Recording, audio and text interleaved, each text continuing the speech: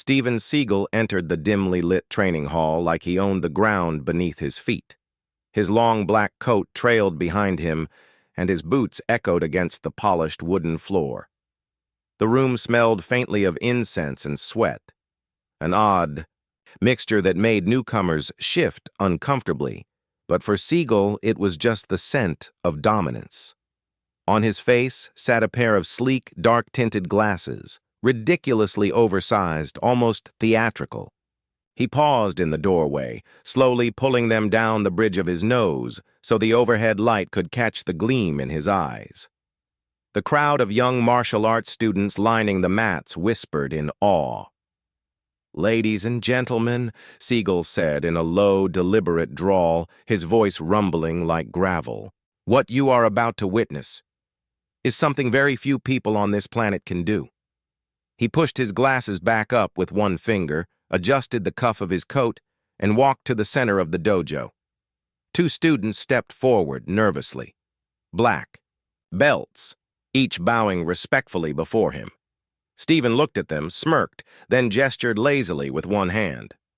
"Attack me," he said. "Both of you, at once!" The students hesitated, but the onlookers urged them on. They lunged. In a sudden flash of movement, Seagal twisted, grabbed one by the wrist, and slammed him effortlessly to the ground. The other rushed in, only to be flipped over Seagal's shoulder as though he weighed nothing at all. The hall erupted in gasps. Seagal adjusted his glasses again and turned to the crowd. "You see," he said, "real mastery isn't about speed. It's about control." He spread his arms wide. "I could take down any man alive without breaking a sweat." The students clapped, half in awe, half in fear. Seagal basked in it, tilting his head like a king among peasants.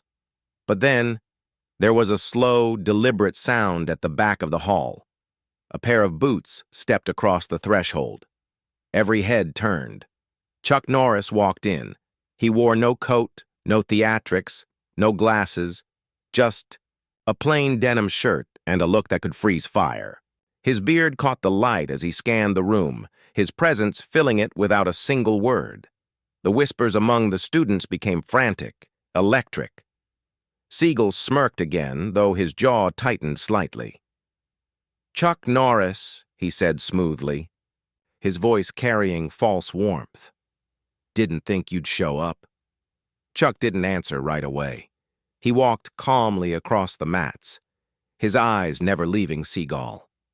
He finally stopped a few feet away, hands loose at his sides, shoulders relaxed, but the quiet power rolling off him was impossible to ignore.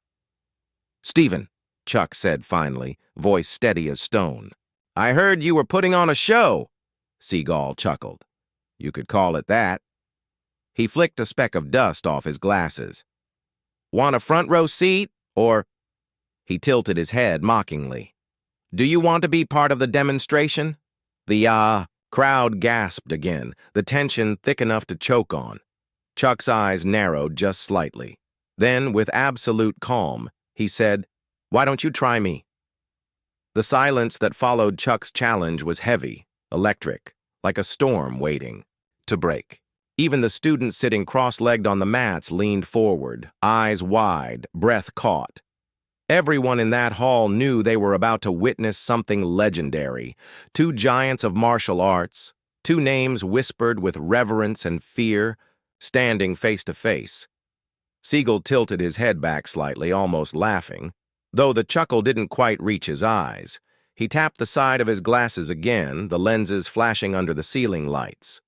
"You sure about that, Chuck?" he asked, his voice carrying that lazy swagger, like a man already convinced of his own victory. "I wouldn't want to embarrass you in front of all these kids." Chuck's lips pressed into the faintest smile, a curve that didn't quite touch humor. "If you're worried about embarrassment," he said evenly, "you might want to take those glasses off." The crowd let out a nervous laugh, a ripple of energy breaking through the tension. Seagal's jaw flexed. He leaned forward, towering slightly, his coat swaying as he pointed one finger at Chuck. "These glasses," Seagal said, voice lower now, "aren't just for show. They're a symbol of vision, discipline. When I wear them, I see everything. He flicked his wrist dismissively. Even things you can't. Chuck didn't flinch. He simply folded his arms across his chest. Funny, he said softly, because the only thing I see is a man hiding behind tinted glass. The words landed like a strike. The students whispered louder now, shifting side to side, some biting their lips in excitement. Seagal's nostrils flared as he pulled the glasses down, letting them dangle in his hand. His eyes, dark, sharp, challenging, locked onto Chuck's. "All right," Seagal said. "Let's give them a real demonstration." The two men squared off in the center of the mat. Seagal shed his coat with a dramatic flourish, tossing it aside. Chuck simply rolled his shoulders once, like loosening a door hinge, and settled into a stance so natural it barely looked like a stance at all. The room was silent. A bead of sweat rolled down one student's temple. Seagal made the first move. He lunged forward with surprising speed for his size, hands slicing through the air, aiming to grab Chuck's wrist in one of his signature Aikido locks. But in a blur, Chuck sidestepped, letting Seagal's arm slice through nothing but air. The crowd gasped. Seagal spun, pivoting hard, and came at him again, this time with a sharp strike aimed at Chuck's chest. But Chuck's hand was all ready, there, blocking it with a calm precision, like he'd seen it 1,000 times before. Seagal pressed harder, strike after strike, each one faster, more desperate. Chuck barely moved, deflecting each blow with the smallest motions. Shoulder shift, wrist turn, elbow redirect. The sound of flesh meeting flesh echoed in the hall, sharp and clean, until finally, Chuck caught Seagal's wrist in mid-strike. The room froze. Chuck held Seagal there, locked in place, their eyes locked like two predators on the same prey. And then, in a voice so calm it cut deeper than any shout, Chuck said, "You hit hard, Steven, but you hit blind." With a sudden twist, Chuck flipped Seagal onto his back, slamming him onto the mat with a thud that reverberated through the floorboards. The hall erupted. The slam echoed through the dojo like thunder, rattling the walls and silencing the cheers just as quickly as they'd erupted. Seagal lay flat on the mat, the breath driven from his lungs. His dark glasses had slipped from his grip, skidding across the floor until they stopped at the feet of a wide-eyed student. For a moment, no one moved. Then slowly, Seagal sat up. His hair clung to his face, his jaw clenched so tightly it looked as though it might snap. He brushed his coat sleeve across his mouth as if wiping away something invisible, and then he let out a short, sharp laugh. "Not bad," he muttered. He rose to his feet, rolling his shoulders, trying to shake the sting of the fall. His ego, more than his body, had been bruised. He turned to the crowd, forcing a smirk. "Just warming up," he said, voice dripping with arrogance. "You didn't think I'd go down that easy, did you?" The students didn't respond. Their eyes flicked between him and Chuck, who still stood calmly in the center of the mat, breathing evenly as though he'd barely moved. Seagal cracked his neck and squared his stance again. "All right, Norris," he said. "Round 2. He charged. This time he came with a sweeping kick, aiming low, hoping to knock Chuck off balance. Chuck shifted, just enough to avoid it, and the strike cut through empty space. Seagal pivoted instantly, whipping around with a spinning back fist. Chuck ducked, letting the fist slice over his head by inches. The crowd gasped, following every movement as if their eyes might miss something legendary. Seagal pressed harder, launching a flurry of strikes, palm thrusts, chops, kicks, each one sharper than the last. His speed was undeniable, his power ferocious. But Chuck's movements were like water flowing around stone, smooth, controlled, impossible to break. He parried, sidestepped, absorbed the energy of each strike without ever losing his calm. Finally, Seagal lunged with everything he had, a full-bodied attack meant to overwhelm. But Chuck caught him mid-motion, gripping his wrist and shoulder in perfect timing, and twisted. In a blink, Seagal was bent forward, arm pinned, the leverage forcing him to his knees. Chuck's voice cut the silence like a blade. "You're strong, Steven. No one doubts that. But strength without humility? That's weakness." The words burned deeper than the hold. Seagal growled, struggling against the pin, sweat pouring down his face. "Let me go," he hissed. Chuck leaned closer, his grip unshaking. "I will," he said calmly, "when you stop fighting me and start learning."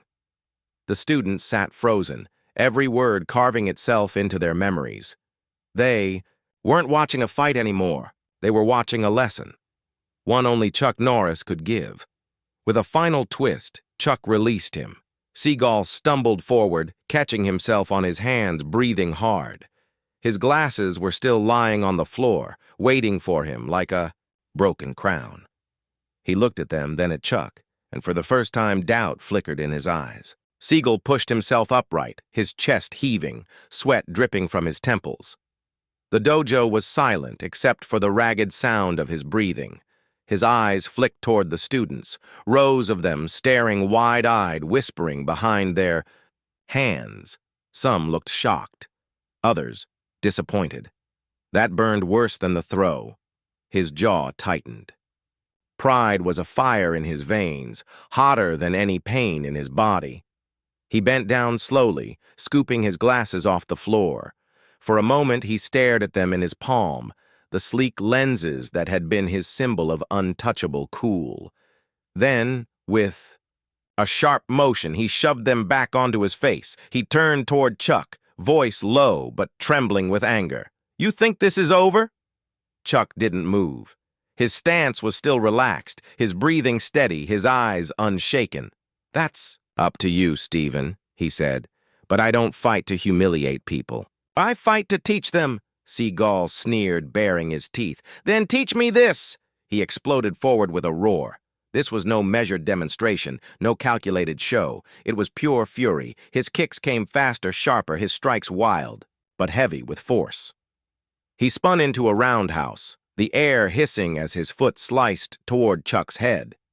Chuck ducked. Seagal's leg whistled past, and Chuck countered with a lightning-fast strike to his midsection. The impact was sharp, clean, and Seagal stumbled back, coughing. But he didn't stop. He came again, launching a barrage of blows, each one louder, angrier. His hands were a blur, his glasses flashing with every swing. Chuck absorbed it all, deflecting, redirecting, moving with the grace of a man who'd mastered not just fighting, but himself.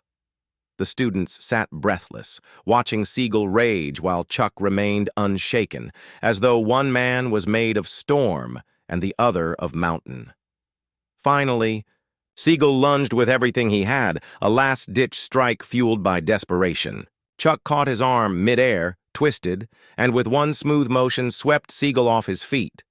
The dojo floor thundered again as Seagal hit the mat, harder this time. His glasses skidded across the floor once more, spinning until they stopped at the edge of the room. Chuck stepped forward, looking down at him, not with mockery, not with arrogance, but with the quiet firmness of a teacher. "You don't need glasses to see, Steven," Chuck said, voice calm but resonant. "But you do. Need to open your eyes." The words hung heavy in the silence. Seagal lay on the mat, chest rising and falling, his pride cracked wide open. For the first time, he didn't move to get up. He just stared at the ceiling, his breathing slowing, his face unreadable. The students began to clap, not wildly, not for show, but with steady respect. Not for Seagal. For Chuck, and Chuck simply bowed. The applause rolled through the dojo like a tide, steady and reverent, echoing off the high beams. Chuck didn't bask in it. He didn't smile, didn't bow. Again. He stood there still and composed, the very picture of discipline. Seagal, on the other hand, sat up slowly. His hair clung damp to his face, his chest still heaving from the effort. His gaze drifted to the far side of the room where his glasses lay abandoned, forgotten. For the first time in years, he didn't rush to put them back on. The students watched in silence, unsure what would come next. The man who'd walked in like a legend now looked human, vulnerable. Seagal's lips pressed into a thin line. He forced himself to his feet, wobbling just slightly, his eyes narrowing as he met Chuck's calm stare. For a heartbeat, the fire of pride threatened to flare again, but then he exhaled, long and heavy, and lowered his head. "You got me," he muttered. The words were gravel in his throat. Chuck tilted his head. "It's not about who gets who," he replied evenly. "It's about who learns." The dojo held its breath. Seagal looked away, his shoulders slumping, as though the weight of the words pressed deeper than any throw or strike had. He rubbed the back of his neck, chuckled bitterly, and finally glanced back at the crowd of students. "Guess I still have a few things to work on," he admitted. The attempt at humility sounded awkward on his tongue, but it was real enough that the tension in the room shifted. Some of the students nodded. A few even smiled. The applause returned, gentler this time, directed not at a victory, but at the lesson they'd all just witnessed. Chuck finally stepped forward, placing a steady hand on Seagal's shoulder. "Strength isn't about how many people you can knock down, Steven," he said. "It's about how many you can lift up." For a long moment, Seagal said nothing. Then he gave the smallest of nods. Not surrender, not defeat, but acknowledgement. The students rose and bowed one by one, filling the hall with respect that wasn't for show. Seagal stood in the middle of it all, stripped of his theatrics, the glasses still lying forgotten at the edge of the room. And Chuck Norris?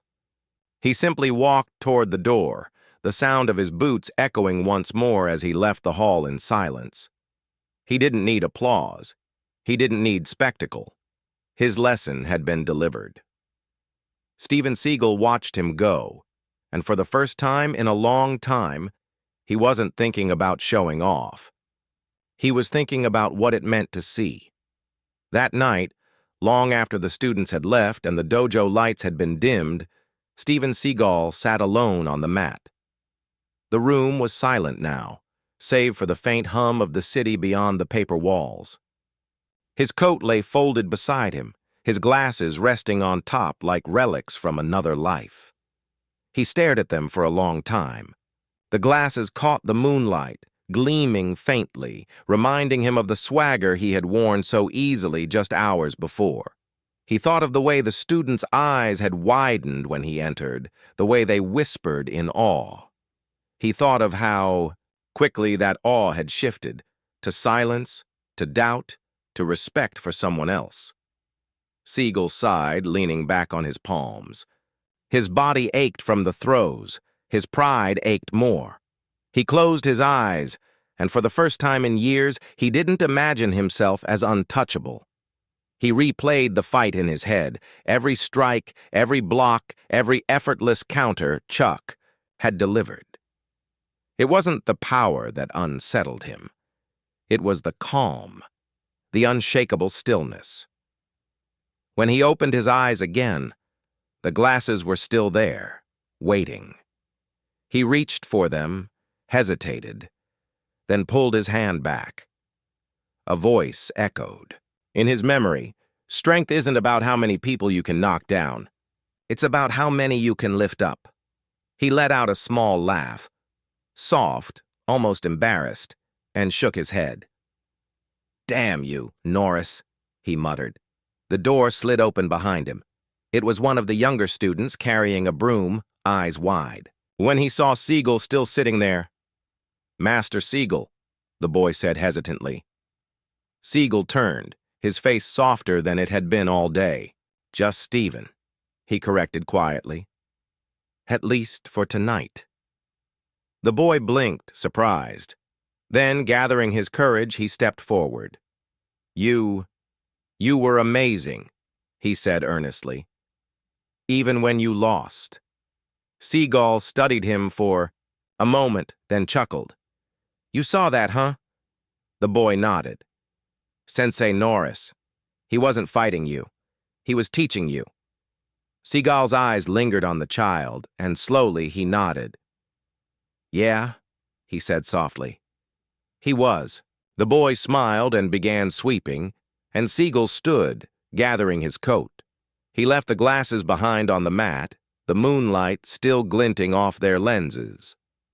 As he stepped out into the cool night air, Steven Seagal felt something unfamiliar settle in his chest. Not humiliation, not bitterness, but humility. And somewhere out there, walking under the same stars, Chuck Norris was smiling.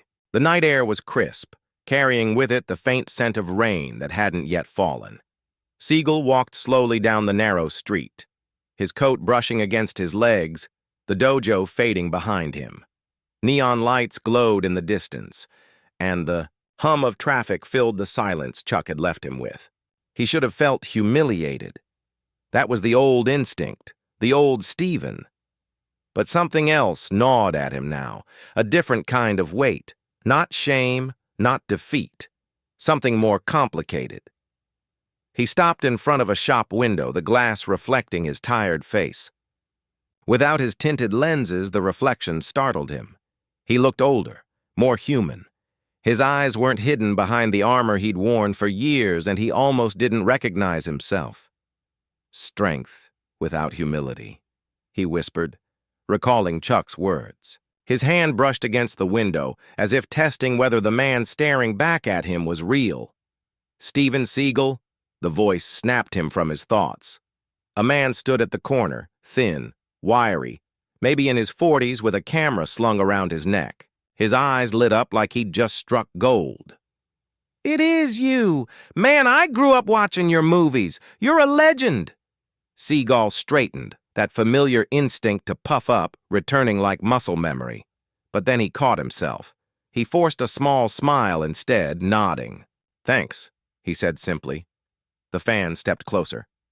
"What are you doing around here? Training? Shooting a new film?" Seagal chuckled softly, shaking his head. "Training," he admitted. "But not the kind you're thinking of." Before the man could ask more, a group of rowdy young men spilled out from a bar across the street.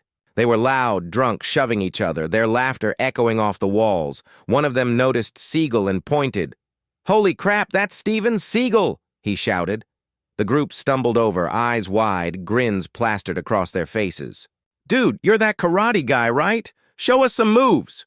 Another jeered, throwing sloppy mock punches in the air. The fan looked nervous, clutching his camera. Seagal's jaw tightened. The old version of him would have relished this, showing off, putting punks in their place, basking in dominance. But tonight felt different. Tonight, Chuck's lesson still echoed in his chest. He stepped forward calmly, raising a hand. "Why don't you guys head home?" he said evenly. "It's late." The group laughed. One of them, bigger than the rest, shoved Seagal in the chest. "Come on, man! Don't be a coward! Let's see some of that movie magic!" Seagal steadied himself, taking a deep breath. His instincts screamed to drop the man where he stood, to remind them who he was. But then he remembered the students' faces at the dojo, their awe, their disappointment, their respect when he listened instead of posturing. He looked the big man in the eyes. "You don't want this fight," he said quietly. "Trust me." The words carried no arrogance this time, just truth. The man smirked, about to shove again, when a shadow moved from the alley. A familiar figure stepped into the glow of the streetlight, arms crossed, beard catching the dim light. Chuck Norris. The rowdy group froze. The moment Chuck stepped out of the shadows, the rowdy men froze like prey that had just realized the predator was watching. His presence alone was enough to drain the swagger from their faces. He didn't say a word at first. He didn't have to. The quiet authority radiating off him was louder than their drunken shouts had been. Seagal blinked, stunned. Of all people, Chuck Norris standing there again, on this street, in this moment.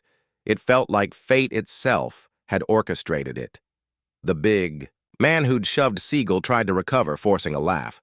"What is this, some kind of reunion? Seagal and Norris in the same alley? Come on, what are the odds?" His voice wavered at the end, betraying the fear bubbling under his grin. Chuck finally spoke, his tone steady as stone. "The odds don't matter," he said. "What matters is what you decide to do right now." The group glanced nervously between Chuck and Seagal. The fan with the camera stood frozen, hardly daring to breathe. Seagal took a slow step forward, his coat swaying. He looked at Chuck, then at the punks. For the first time in years, he felt the weight of choice pressing down on him. Not how to strike, but whether to strike at all. "You heard him," Seagal said quietly. "Go home." The leader of the group scoffed, trying to muster courage. "Or what?" Chuck's eyes narrowed just slightly, and even that tiny movement carried a storm behind it. The man swallowed hard, but Seagal raised a hand, stopping Chuck from stepping in. This was his moment. He turned back to the group. "You think fighting makes you tough?" His voice was calm, but firm. "It doesn't. Walking away does. Controlling yourself does. Any fool can throw a punch drunk on beer, but it takes a man to choose not to." The words hung in the air. The young men shifted uneasily, their bravado cracking. One by one, they began to back away, muttering excuses, shoving hands into their pockets. The big one lingered, glaring at Seagal, but eventually he too turned and stumbled after the others. The street was quiet again. Seagal let out a breath he hadn't realized he was holding. His eyes drifted toward Chuck, who was still watching him closely, unreadable as ever. "I could have handled them," Seagal said, though his tone wasn't defensive, more like a man testing his own conviction. Chuck gave the faintest nod. "I know, but the way you handled them was better." Seagal felt the words land deep. He looked at the ground, then back at Chuck. "So that's what you wanted me to learn, huh? That sometimes the strongest move is no move at all?" Chuck's mouth curved into the faintest smile. "You're starting to see." Seagal chuckled softly, rubbing his jaw. "Guess these glasses weren't helping after all." The two men stood there in the quiet night, a strange understanding passing between them.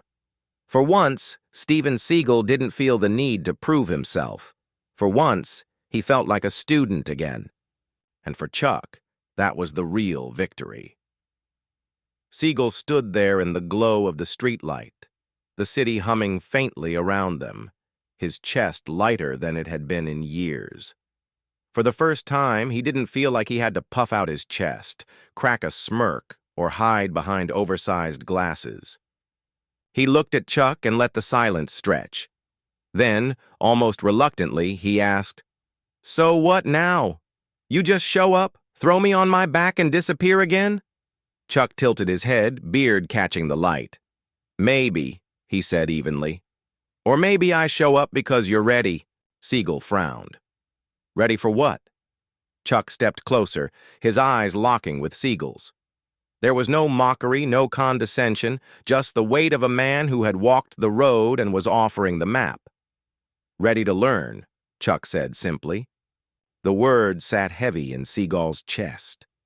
He wanted to laugh them off, to roll his eyes and play the untouchable master. But instead he found himself nodding, slow, hesitant, but real. "You mean, train me?" Chuck's lips curved into that subtle, unshakable smile. "If you can swallow that pride long enough to keep showing up." For once, Seagal didn't argue. He didn't posture. He just said, "Where do we start?" The next morning, before the sun had even risen, Seagal stood barefoot on the dojo floor. The hall was empty except for him and Chuck. Gone were the crowd, the whispers, the applause. Just wood, silence, and discipline. Chuck circled him like a hawk, arms folded. "You've spent your life teaching others how to look strong," he said. "Now you're going to learn what real strength feels like." Seagal smirked faintly. "Sounds ominous." Chuck's foot shot out so fast Seagal barely saw it. It tapped his leg, not hard enough to injure but precise enough to buckle his stance. Seagal stumbled, cursing under his breath. Chuck's voice was calm. Lesson 1, balance. Without it, everything else falls apart. And so it began. Day after day, Seagal trained under Chuck's watchful eye. The lessons weren't flashy. Chuck didn't care about showmanship or theatrics. He drilled him on the basics: stance, breath, patience. When Seagal grew frustrated and tried to force power into his moves, Chuck corrected him with a simple word: control. At night, Seagal found himself thinking back on old habits, the arrogance, the constant need to prove himself. And slowly, painfully, he began to see them for what they were: weaknesses disguised as strength. Weeks passed. The dojo students started whispering again, not about Seagal's arrogance, but about his change. He moved quieter now, carried himself with a humility that seemed foreign but refreshing. Even his eyes, unhidden by tinted lenses, looked sharper, clearer. One evening, after a particularly grueling session, Seagal collapsed on the mat, drenched in sweat. Chuck stood over him, arms crossed. "You're getting there," Chuck said. Seagal laughed weakly.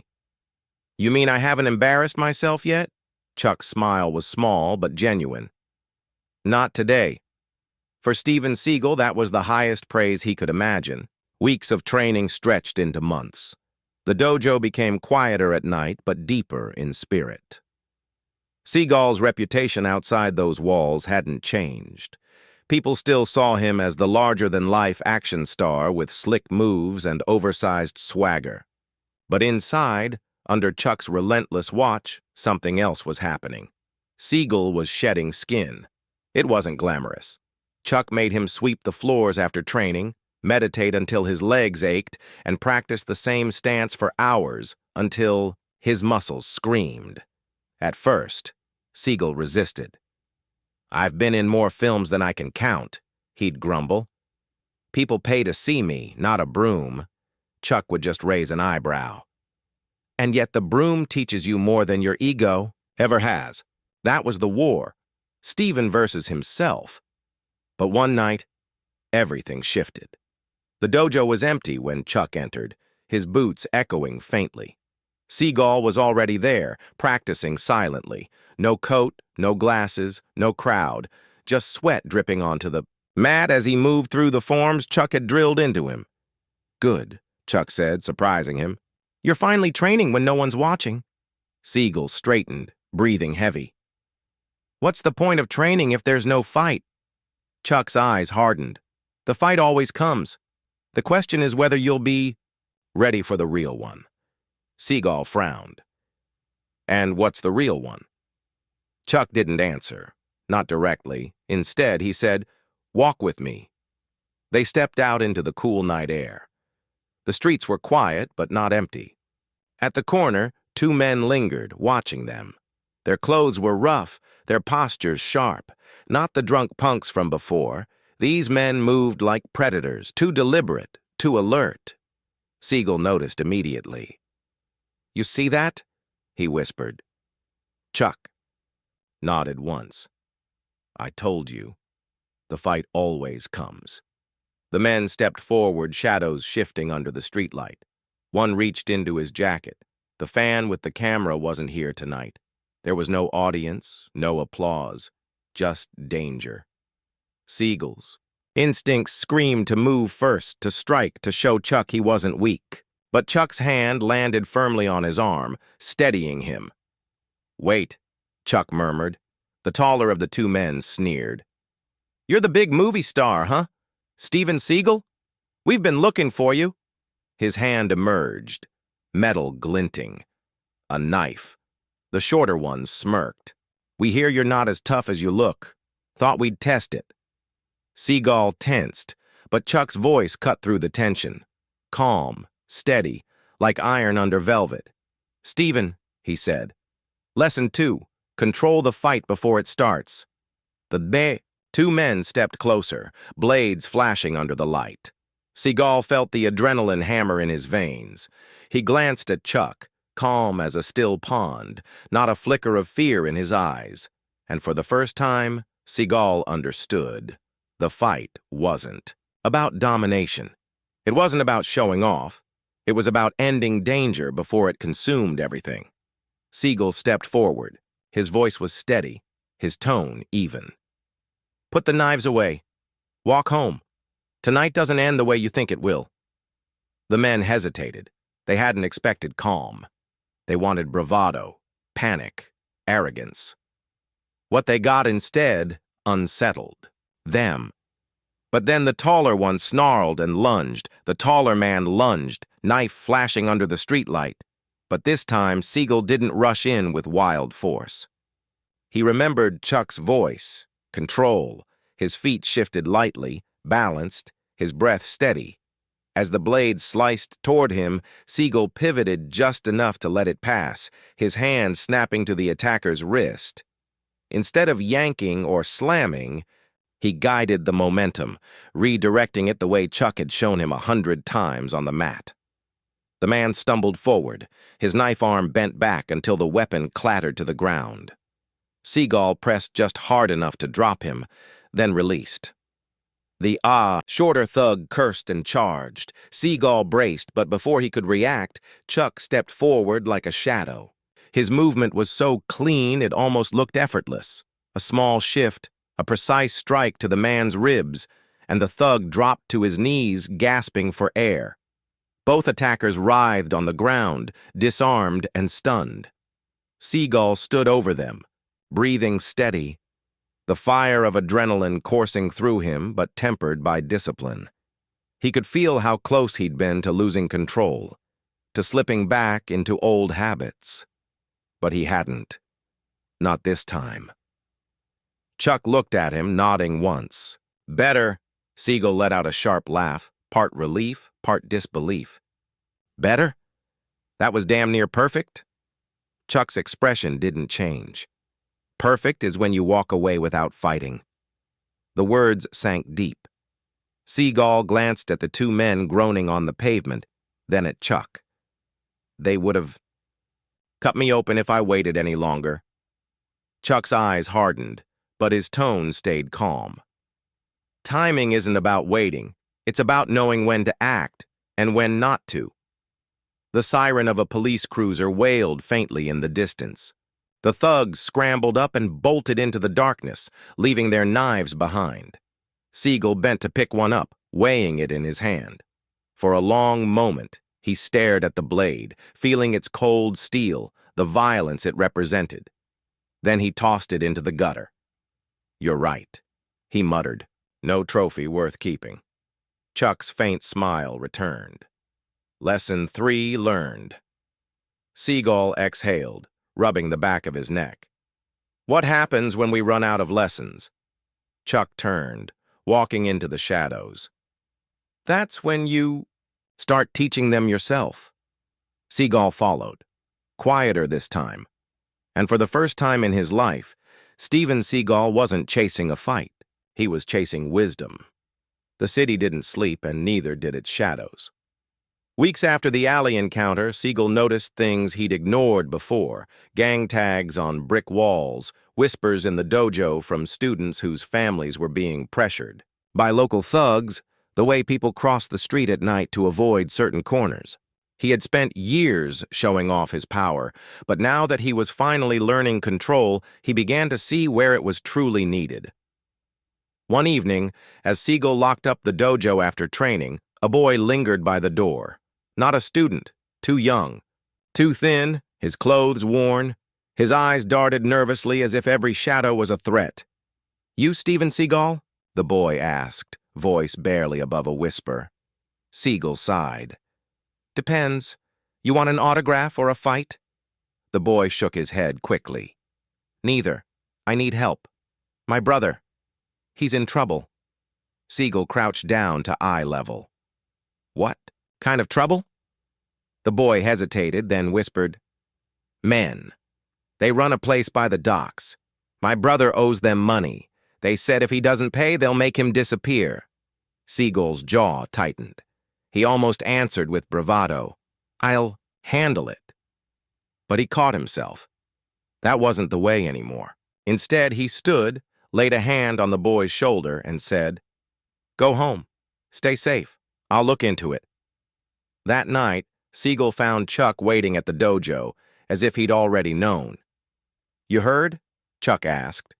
Seagal nodded. Kids, brother's in deep with some gang by the docks. Chuck's expression was unreadable. So what are you going to do? Seagal's instinct screamed, storm the place, break bones, show them who they're messing with. But then he remembered the alley, the balance, the control. I'm going to handle it, Seagal said slowly. But not the old way. Chuck's lips curved into the faintest smile. Then I'll walk with you. The docks at midnight were a different world. Fog rolling off the water, the stink of oil and salt thick in the air. A warehouse loomed, lights glowing faintly inside. Shadows moved. Men, too many for a straightforward brawl, Seagal's fists clenched. There's at least a dozen, he muttered. We can't just... He stopped, catching himself again. Old habits. Chuck glanced at him. We don't need to fight 12 men. We need to fight the right one. Inside, voices barked orders, laughter harsh and cruel. A man with a scar across his jaw sat at the center, surrounded by cronies. The kid's brother knelt before him, trembling. Seagal's blood boiled. He was ready to kick the doors down, but Chuck's hand rested lightly on his arm. Lesson 4, Chuck whispered. Pick the battle, or the battle picks you. Seagal forced himself to breathe. Control. Patience. He studied the room, the positions, the leader. Slowly, a plan began to form, and for the first time in his life, Steven Seagal wasn't thinking about how to look powerful. He was thinking about how to be effective.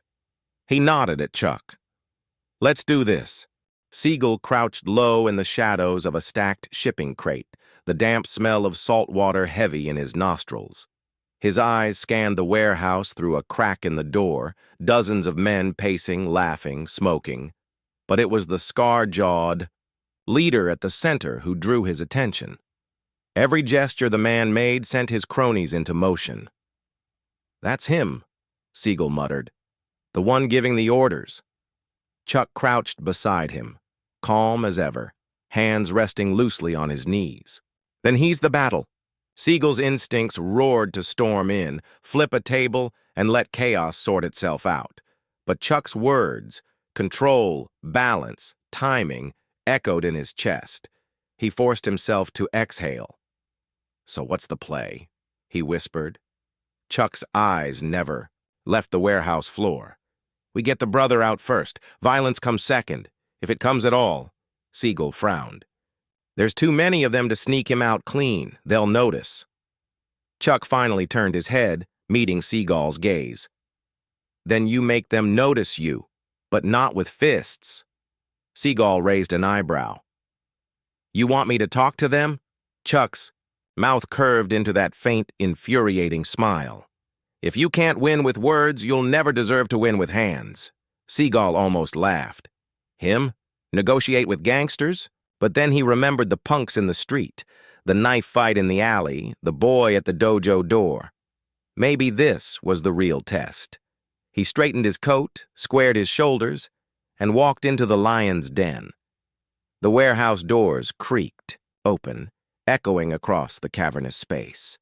Heads snapped toward the sound, conversations cut off mid-sentence. A dozen pairs of eyes fixed on the tall figure stepping out of the fog. Steven Seagal. The scar-jawed leader smirked. Well, the big movie star himself. He rose from his chair, cracking his knuckles. What?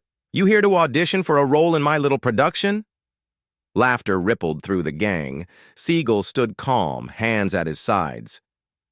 I'm here for the boy. He nodded toward the trembling figure on the floor.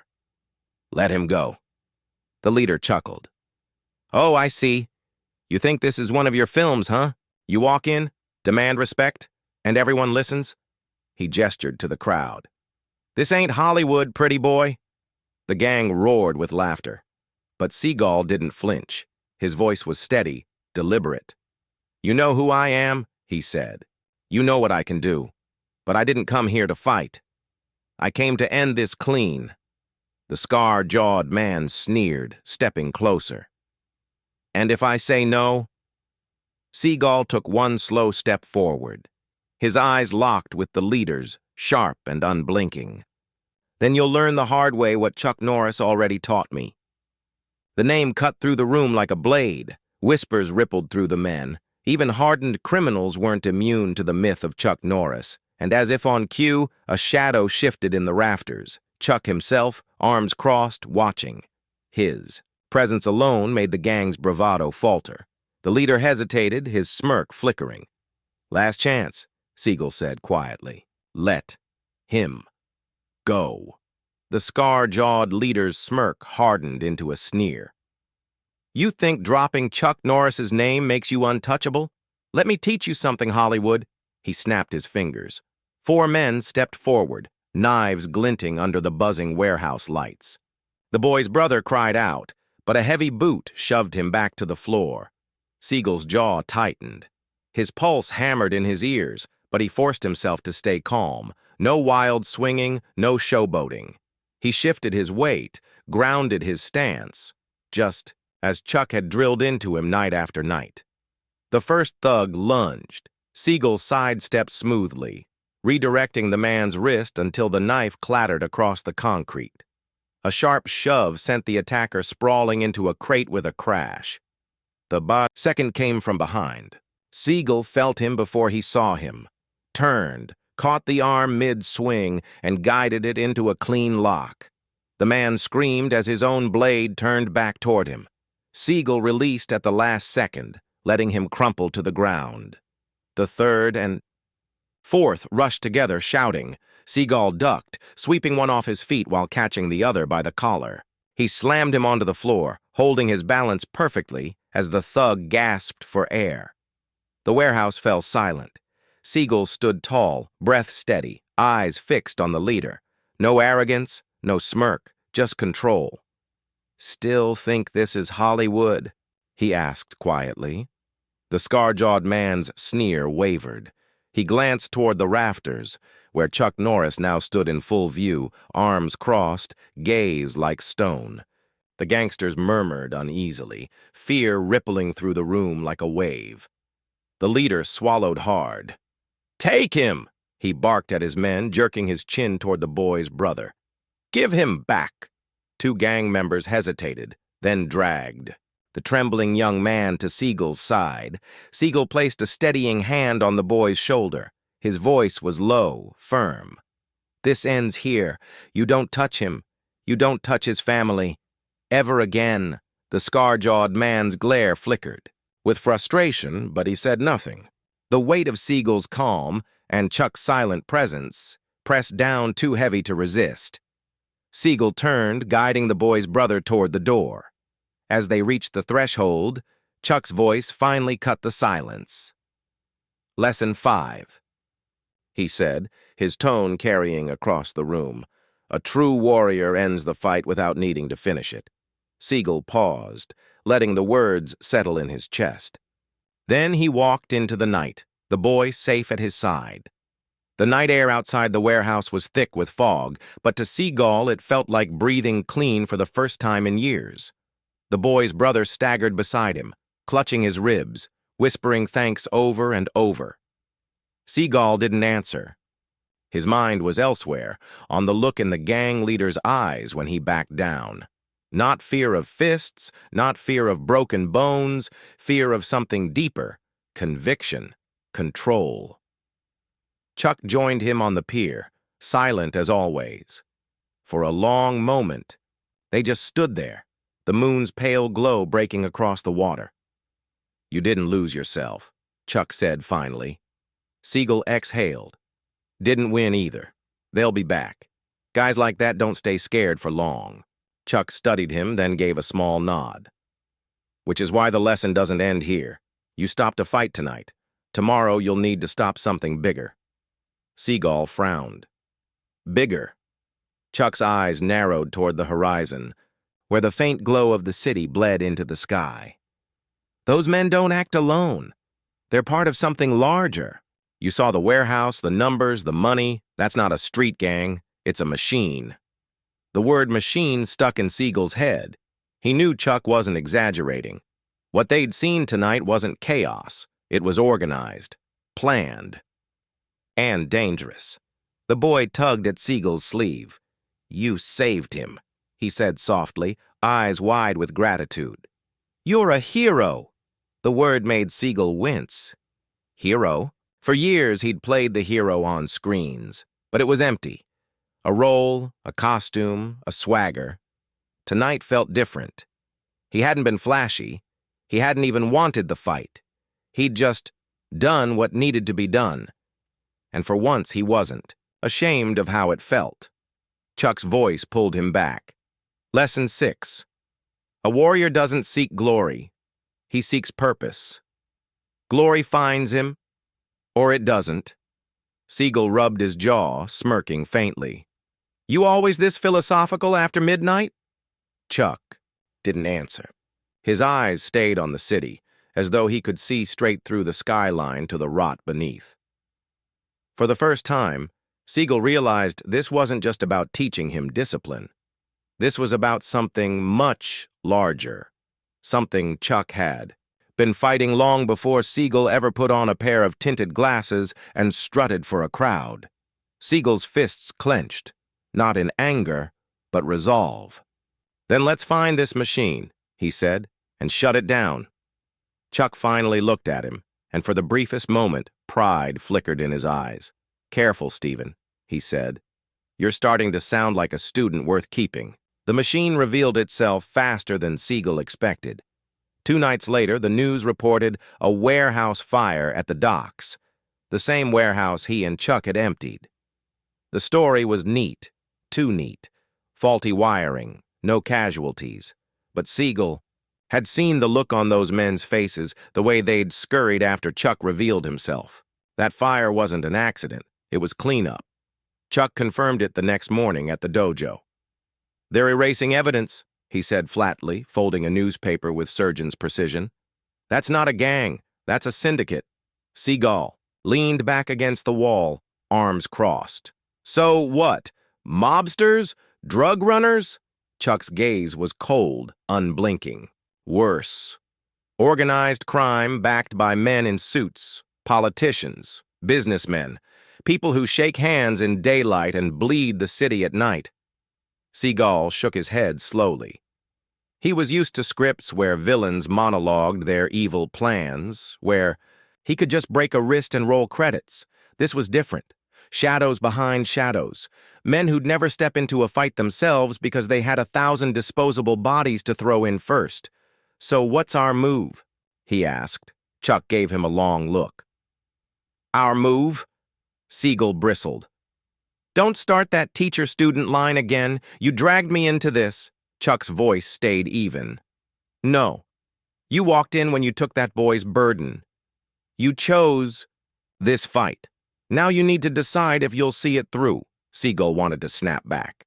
Wanted to puff his chest, crack a smirk, throw a one-liner like the old days.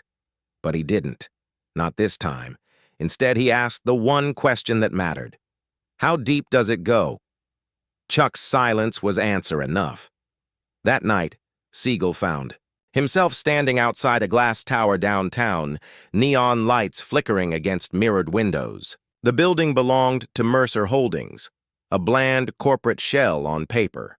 But Chuck's intel said it funneled cash, weapons, and men into every rotten corner of the city. Inside that tower, somewhere above the streets, sat the real enemy, Seagal's. Reflection stared back at him in the glass. Older now, heavier, eyes lined from years of arrogance and denial. He almost didn't recognize himself. Chuck's words echoed in his mind. A true warrior ends the fight, without needing to finish it. But he had a feeling that before this machine was done with him, there'd be fights he couldn't walk away from. He adjusted his glasses, took a deep breath, and stepped toward the doors. The machine was waiting. The lobby of Mercer Holdings gleamed like a palace. Marble floors polished to a mirror sheen, gold-trimmed elevators, security guards in crisp suits pretending to be concierge staff. Everything screamed legitimacy, but Seagal could smell the rot beneath it. Chuck walked beside him, calm, as if they were entering a grocery store.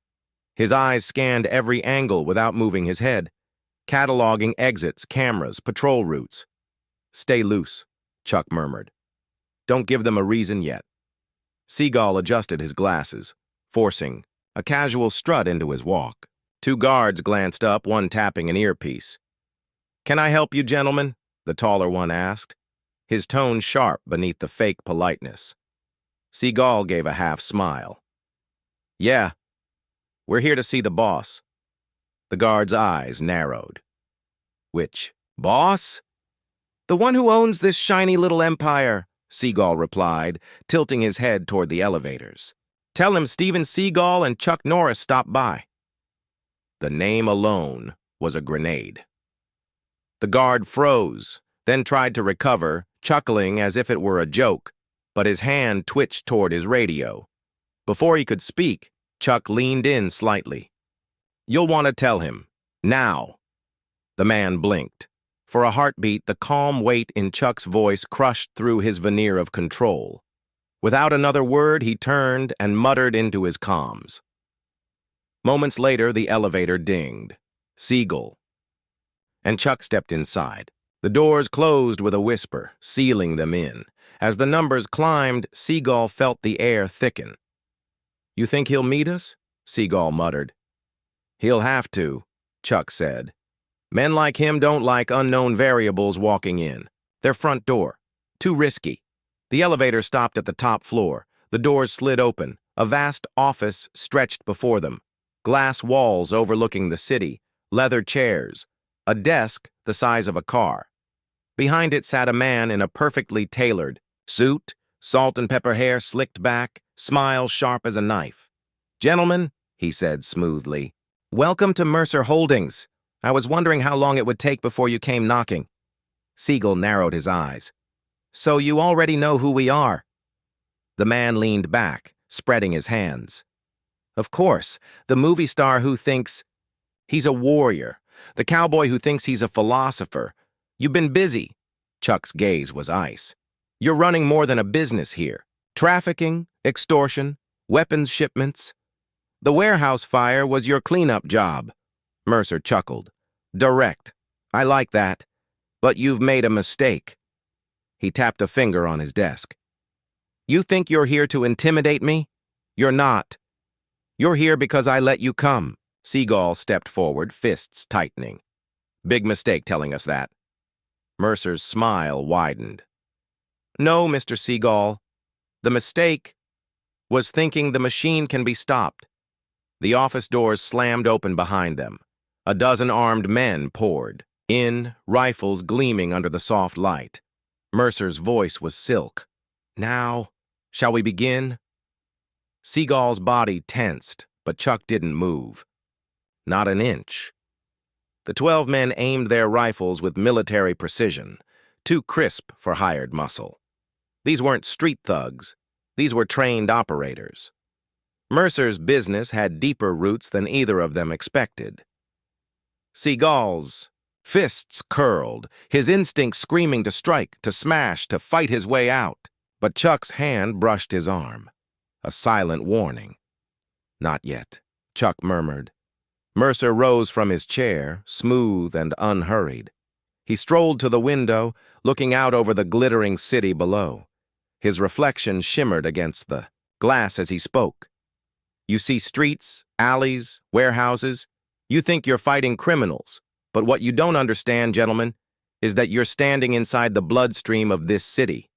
Money flows through these veins. Influence, power. I don't need fists to fight you. I own judges.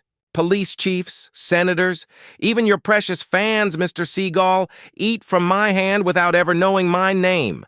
Seagal's jaw clenched. "Sounds like a bad monologue to me." Mercer smirked. "Oh, I assure you, it's reality.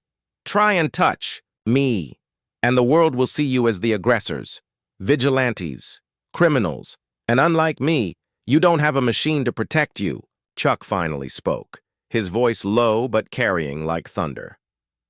"Machines break." Mercer turned, amusement flickering in his eyes. Do they? He snapped his fingers. The guards' safeties clicked off in unison. Seagal's heart pounded, adrenaline surging. He shifted slightly, calculating angles, distances, timing. He could maybe take 2, 3 before bullets shredded the room, but Chuck wasn't tense. He was still, studying, waiting. Mercer leaned against his desk, savoring the moment. Walk away, both of you. Forget the boy. Forget the warehouses. Forget the machine. Do that, and you live. Simple choice. Seagal's lips twitched into a smirk. Funny thing about me, I don't walk away. Mercer's eyes hardened. He was about to give the order, and then darkness. The entire building shuddered as the lights cut out, plunging the office into black. Shouts erupted, rifles clattered.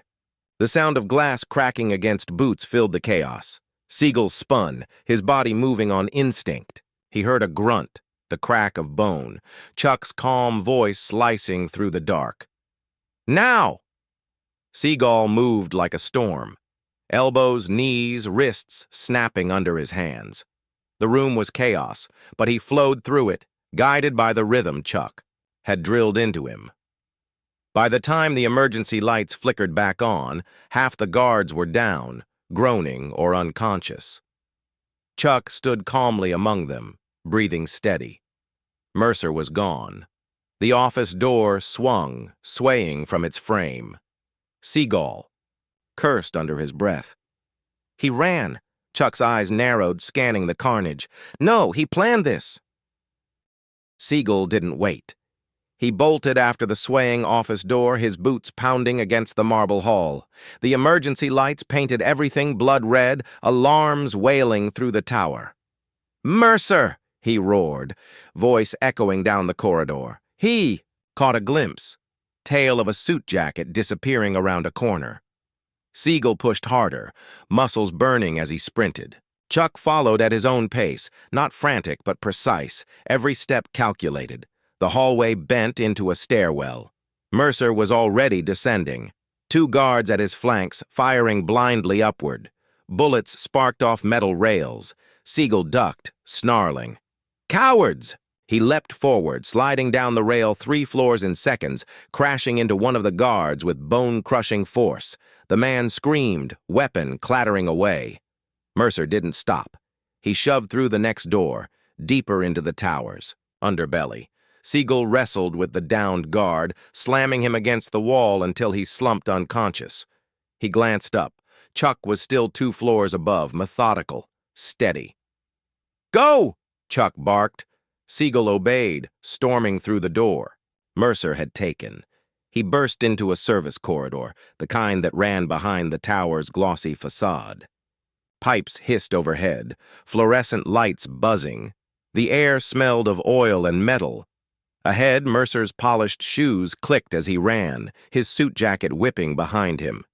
You can't win, Seagal, Mercer's voice carried, taunting. You're a relic, a washed-up actor playing hero in a world that doesn't need you. Seagal's teeth clenched. The words cut deeper than he expected, but instead of slowing him, they lit a fire. Maybe I am, Seagal growled, closing the distance. But I'm still here. He lunged, catching Mercer by the shoulder. The 2 crashed against the wall, Mercer grunting as his perfect composure finally cracked. He fought back, not like a businessman, but like a man trained, his elbow driving toward Seagal's ribs. Seagal slammed his palm against the blast door one more time, frustration boiling in his chest. The metal didn't budge. His breath came heavy, echoing in the narrow service corridor. Chuck placed a steady hand on his shoulder. Steven! Enough! Seagal turned, eyes blazing. He's right there, Chuck! Right there! And we're letting him walk? Chuck's gaze was steady, unshaken.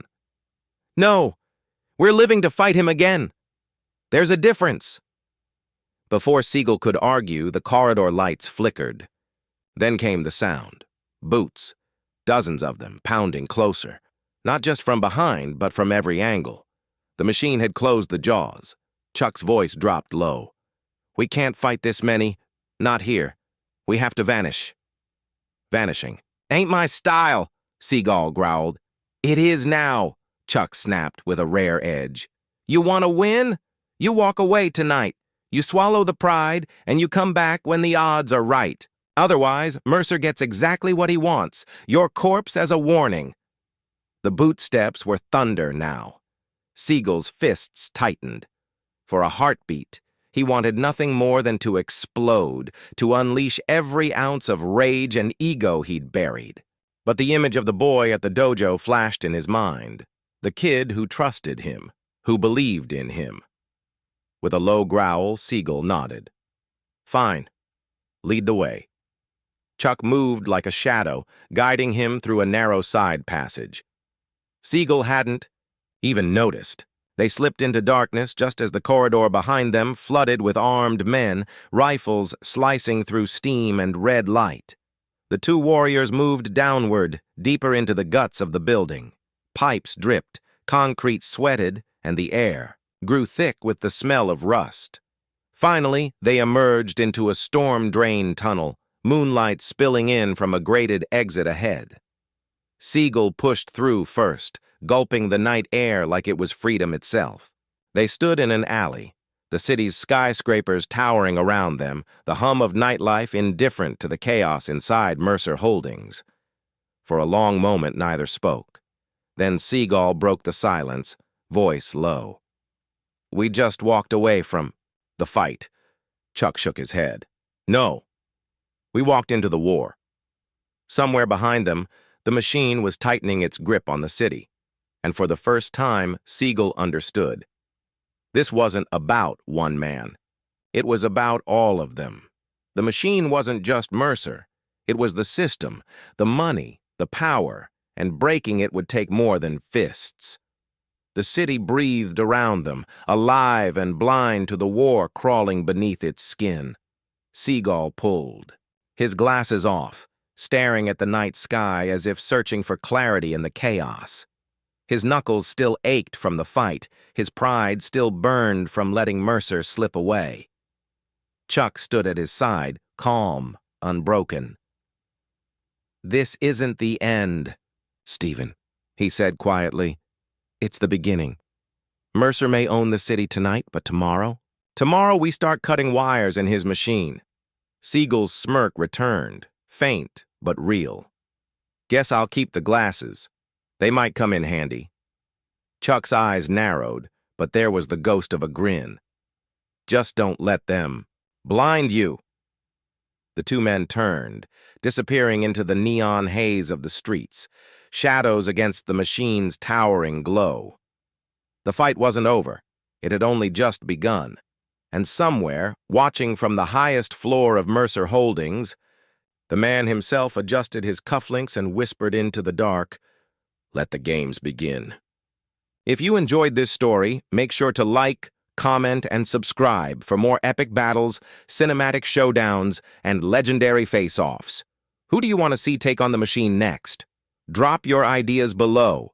Seagal blocked, countered, slammed him hard into a pipe. Steam hissed around them, bathing the corridor in mist.